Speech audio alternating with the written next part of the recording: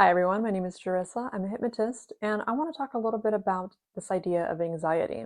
As a hypnotist, I have a very specific way that I look at anxiety in a way that it is literally just a focus. So people ask me all the time, what is hypnosis? Can I go into hypnosis? If you struggle with anxiety, you can absolutely go into hypnosis because anxiety is a space of hypnosis itself.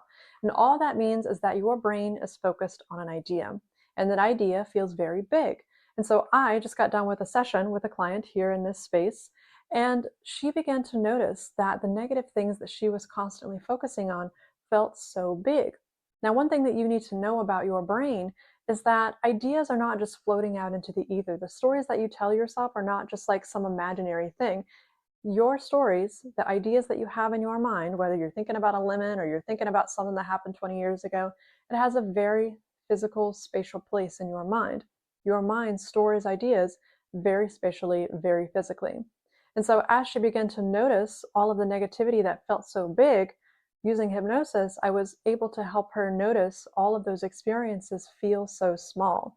And so we went from noticing all of those times being like ginormous, overpowering, just like so heavy and so large and overlooking, she was now able to make them very small. So she felt more in control and more powerful. How you imagine your physical experiences shifts your emotional state. And your emotional state is what gives you perspective on the world. And so when you are imagining physically that someone feels very important, very big, then of course that automatically puts you physically feeling very small. And well, what happens when you feel small? You feel powerless, you feel helpless, you feel out of control.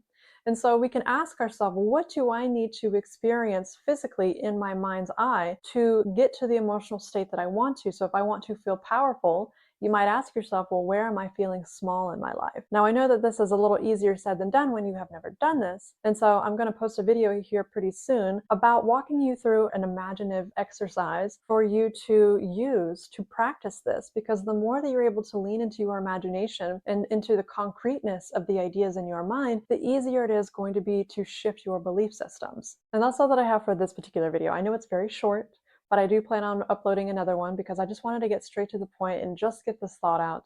And so if you have any questions, comments, concerns, please leave them down below, and I will see you in the next video.